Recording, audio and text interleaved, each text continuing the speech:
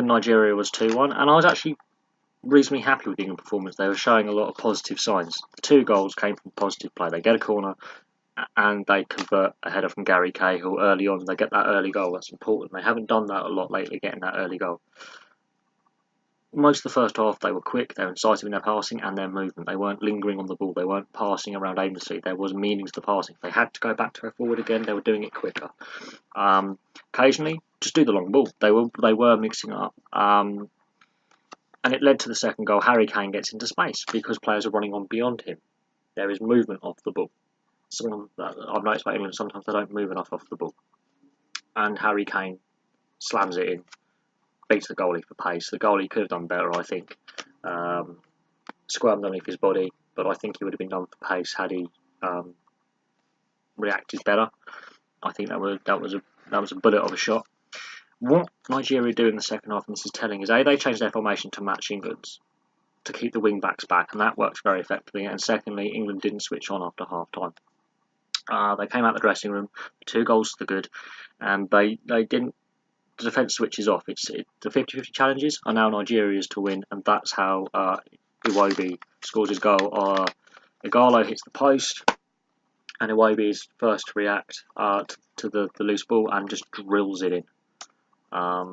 Very, very well. And England were on the back foot for most of the second half. Nigeria were the better team. Their change of formation suited them, and when given the same formation that England have, they don't look as good. Something like it. And they also waited, I think, I know it's a friendly, but they waited longer to make the substitutions. Nigeria made substitutions earlier in the second half, they made them at half time.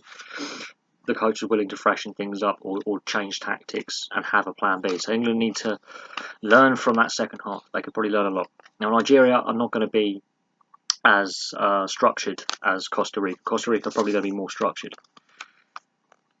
Nigeria are also the lowest ranked African side in the tournament. But it's good preparation for both teams. There are some players in this Nigerian side who aren't very experienced at this level as well, much like England. But England have to improve their concentration levels. They have to improve tactically. They need to possibly earlier on make substitutions or change the formation to suit the period of the game. Don't just stick with 3 at the back. You might want to go to 4-3-3, for example, earlier, which they ended up doing. And they looked a little bit more effective in the second half when they did change formation. However, they didn't test the wobbly Nigerian goalkeeper enough. The Nigerian goalkeeper was young, inexperienced, and at times looked a little bit iffy.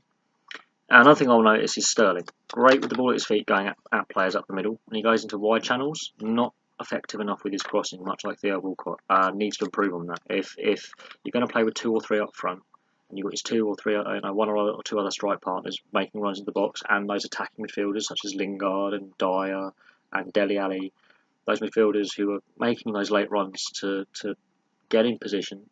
Harry Kane dropping back, he's got to be able to at least try and pick one of them up by beating the first man or beating the goalkeeper and getting the ball into that danger area. He didn't do that enough. A lot of the time, easy for the goalkeeper, easy for the first defender.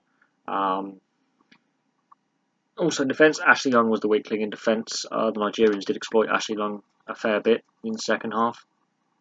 Found him wanting for pace and positioning. He's not naturally a wing back or a left back. He's more naturally a left winger or a right winger.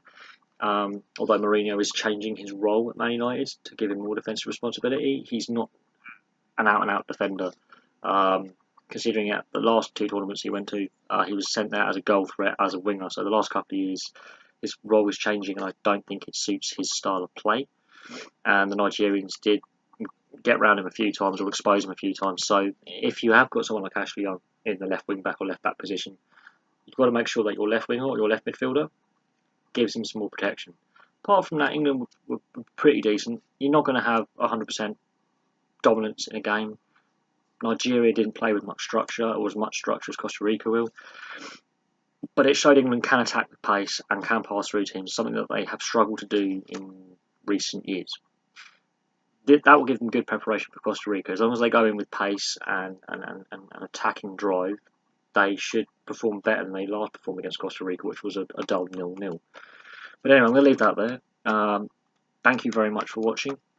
Please like and subscribe, place your comments below, and I'll have some more videos for you soon.